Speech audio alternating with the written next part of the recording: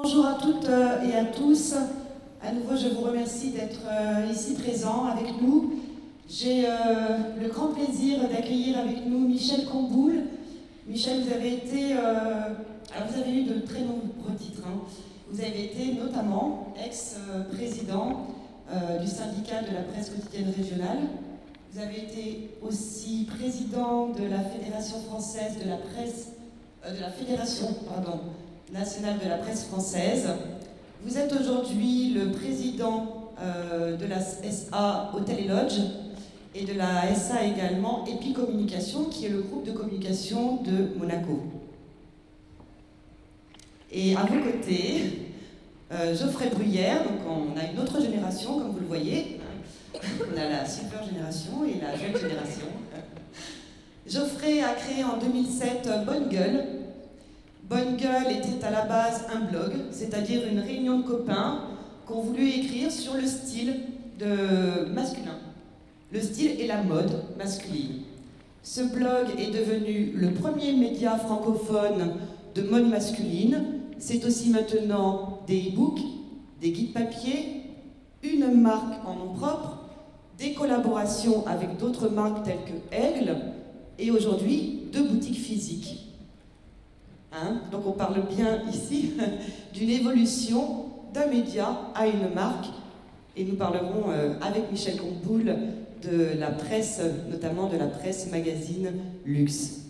Alors, les médias se multiplient, les médias convergent, la presse a du mal à peine à trouver un modèle économique, la télé s'exporte sur Internet, Internet va déployer aussi des tas de technologies dans lesquelles on va être immergé. On attend l'arrivée des téléconnectés. Les industriels comme les plateformes Netflix, Yahoo ou encore Amazon ont hâte d'immerger le consommateur grâce aux nouvelles technologies UTC, UHD, pardon, hein, technologie UHD, Geoffrey, je sais pas, 360 degrés, réalité virtuelle ou réalité augmentée. Alors aujourd'hui, presse, web, radio, télé, les frontières s'effacent, puisque aujourd'hui, les consommateurs, les clients utilisent leurs écrans comme médias. Ce sont les écrans qui nous livrent le contenu, sauf dans le milieu de la presse magazine. Même si la presse a perdu 2 milliards d'euros ces dernières années, ce sont 2 milliards qui sont rentrés dans le giron du numérique, vous avez quand même une clientèle, presse, magazine papier, de luxe, qui est encore très active. Voilà, vous avez bien résumé la situation. Merci. Parce que moi, puisque vous avez fait la gentillesse de me classer parmi les silver, j'ai connu la presse où on était quasiment tout seul dans l'information. Le premier concurrent qui est arrivé, c'est la télé, d'ailleurs, duquel on ne donnait pas les programmes, parce qu'on jugeait que c'était un concurrent. Enfin, on était tout seul, jusque dans les années 70, puis 80, et puis ensuite, tout a été chamboulé. L'information unique que l'on avait, elle était partagée en direct, en temps réel, et ensuite sont arrivées les radios, Internet, et on se trouve aujourd'hui dans enfin aujourd'hui, ça fait quelques années, dans un bouleversement qui fait que la presse se demande où elle va. Moi qui ai connu la presse quotidienne qui était solide, je l'ai vue un peu chanceler, mais quand même tenir lorsqu'elle savait mettre du contenu dans ses pages, et je dirais que c'est souvent essentiel, et c'est ce qu'on oublie, parce qu'on donne les directions de journaux ou de titres à des DRH, à des directeurs informatiques ou à des banquiers, et on oublie... ce qui est fondamental dans un titre, c'est le contenu et de répondre à l'attente du lecteur, et que, disons, pour résumer un peu trivialement, que le lecteur en est pour son argent. Alors aujourd'hui, j'ai connu cette presse, et aujourd'hui, je parle en mon nom puisque j'ai cette expérience, je me suis trouvé confronté à une nouvelle évolution. Qu'est-ce que je fais? Dans quel type de presse je m'engage? Et j'ai pensé que la presse de luxe, de créer un vrai groupe de luxe, c'était encore le plus sécurisant aujourd'hui. Parce que la concurrence de l'écran, elle est forte sur des magazines, des news magazines, sur les journaux bien sûr. la presse de luxe, elle reste quand même un écrin pour les marques, pour les grandes marques. C'est-à-dire que la marque est quand même valorisée d'être dans des journaux qui sont solides et surtout qui sont prestigieux. Nous, on a d'ailleurs dans le groupe, on a plusieurs titres, hein, des plus ou moins grands, des titres de niche. Mais par exemple, on en a un qui s'appelle Hôtel et Lodge, et chaque fois qu'on fait les fameuses enquêtes One, avec 16 000 interviews, donc pour les annonceurs, c'est l'enquête de référence. On a arrêté de la faire il y a 2 ans parce que c'est un peu cher, et on a arrêté parce que chaque fois on arrivait en tête de tous les magazines. Quelquefois on était concurrencé par Golf Magazine pour le pouvoir d'achat des lecteurs qui voyagent en première ou en business, qui achètent des choses très chères et qui sont effectivement des gens qui sont cajolés par les marques. Et ce magazine Hôtel et Lodge, donc, quelquefois, pour les hôtels, le fait de devenir annonceur dans les pages du magazine, c'est une légitimation de leur statut de palace, de grand hôtel. Par exemple, celui qui passe du 3 étoiles au 4 étoiles, eh bien, il va juste venir faire des pubs dans Hôtel et Lodge pour dire je fais partie du club, maintenant t'es grand. Vous me disiez que ce sont aussi finalement les personnes assez riches qui réachètent maintenant la presse. Qui réachètent, vous voulez dire qui s'abonnent ou qui achètent les groupes? Qui achètent les groupes. Ah, qui achètent les groupes. L'abonnement s'en fout. Excusez-moi. Non, mais on se retrouve un peu comme avant-guerre, on dénonçait ça, c'est-à-dire que vous aviez Coty, le parfumeur, Prouveau, les grandes familles qui se payaient, comme on dit, des danseuses. Aujourd'hui, les nouveaux riches, eh bien, c'est ceux qui ont réussi dans Internet, dans la téléphonie mobile, tout ça, qui affichent des milliards de patrimoine et qui s'offrent, comment dire, un beau costume sérieux parce qu'ils ont un magazine économique, ils ont un grand journal et ils pèsent, quoi, voilà. Mais c'est pas forcément ceux qui achètent les titres de luxe, puisqu'on a vu quand même le groupe Lagardère vendre une partie de ces luxueux titres support à l'étranger, c'est-à-dire tous ceux qui étaient déclinés par elle aux États-Unis, en Australie, en Grande-Bretagne, il les a tous vendus. Donc, vous voyez, c'est ambivalent. Hein. Il y a des gens qui veulent acheter des groupes de luxe, mais en fait, ils préfèrent acheter des groupes de presse, d'information, parce que ça leur donne une légitimité, ils peuvent parler, et quand vous êtes patron d'un journal, du Monde ou du Figaro, vous êtes plus puissant que le type qui serait patron d'un groupe qui fabrique des machines à laver, même s'il fait 10 fois plus de chiffre d'affaires. Oui, mais alors, moi, ce que je ne comprends pas bien, c'est pourquoi ces fortunes réachètent du papier, alors que dans 3 ans, 80% du contenu, ça sera de la vidéo. Alors, quand ce sont des fortunes comme M. Drahi ou ces gens-là, qui savent un petit peu où ils vont, et peut-être qui ont plus d'anticipation que nous, ils savent qu'ils vont créer des convergences entre Internet et leurs journaux. Mais là, on n'est pas dans la presse de luxe, là, on est dans la presse d'information. Quand vous avez une rédaction avec 300 journalistes, vous pouvez toujours vous dire que ces 300 journalistes, si on arrive à les convaincre qu'ils sont morts s'ils ne passent pas le pas de l'Internet et s'ils n'acceptent pas de travailler à la fois pour le print et pour le digital, ce qui commence à comprendre aujourd'hui, quand on voit le nombre de titres qui ferment et de magazines qui ferment, donc les journalistes ne sont pas complètement idiots, et à un moment ils se disent oui, il faut passer au digital, et pour ces grands patrons, ils ont une masse de journalistes de qualité qui vont intervenir sur le digital et qui vont faire des sites d'information. Je ne dis pas que ces sites d'information vont forcément être rentabilisés au maximum, mais pour ces gens-là qui ont besoin d'exister, je dirais presque politiquement, c'est important. Et vous pensez que, donc, puisque vous rachetez aujourd'hui des titres, si j'ai bien compris, vous lancez même un nouveau magazine papier, il y a de l'avenir dans... 3 même, en même temps. Et vous lancez 3 magazines. Ouais, ça veut dire que pour vous, donc, il y a bien de l'avenir pour les médias papier du luxe.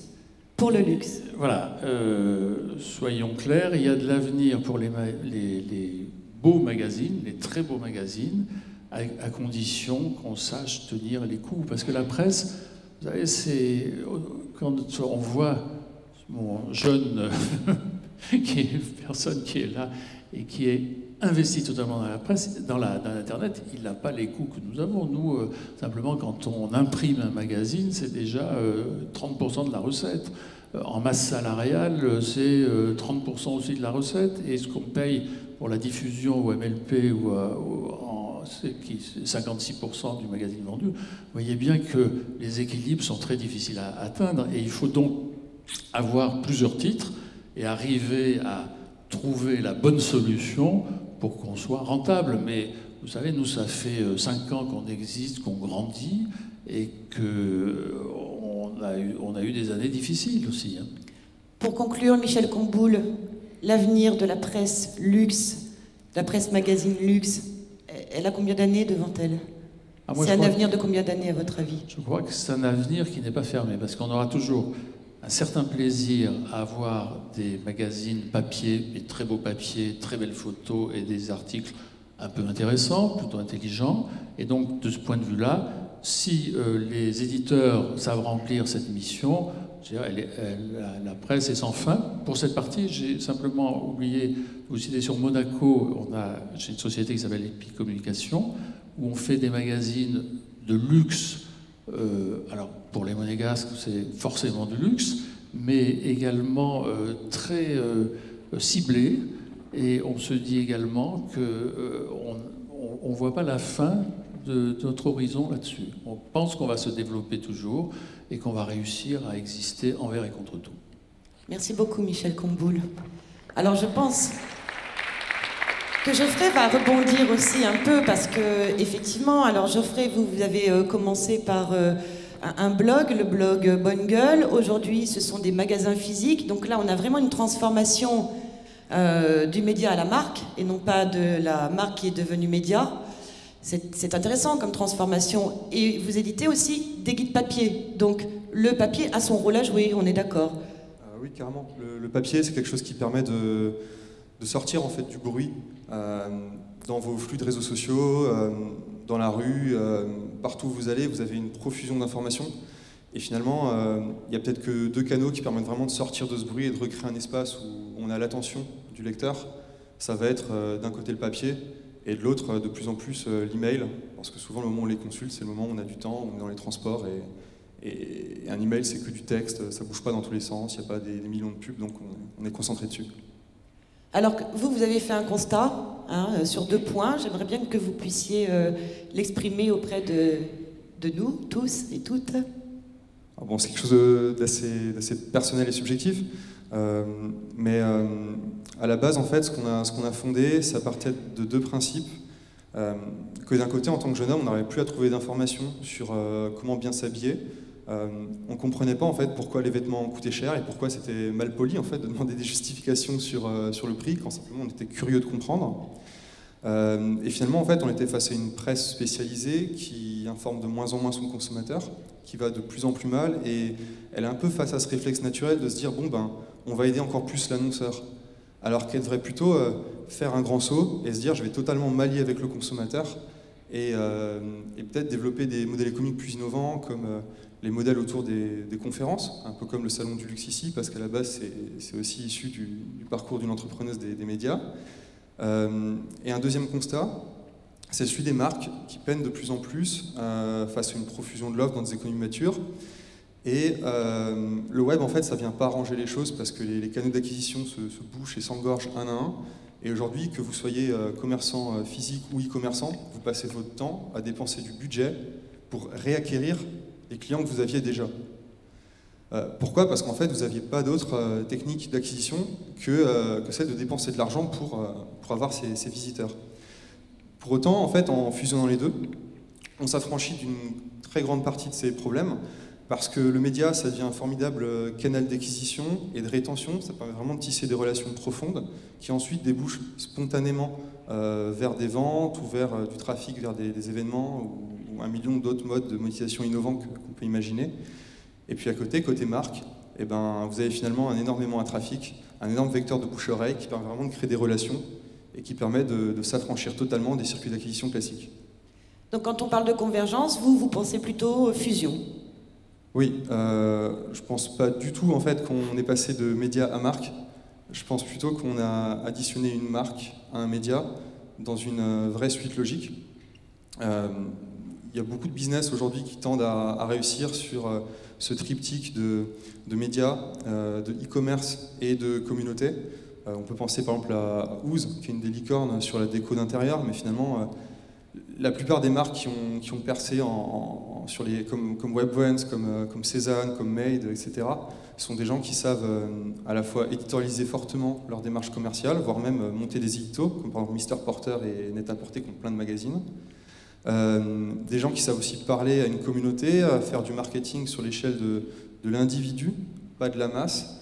Et puis à côté, faire des bons produits, parce qu'à un moment, ça reste le fond du métier. C'est un truc qu'on n'a pas encore disrupté depuis l'invention des règles du commerce par les Babyloniens, quoi.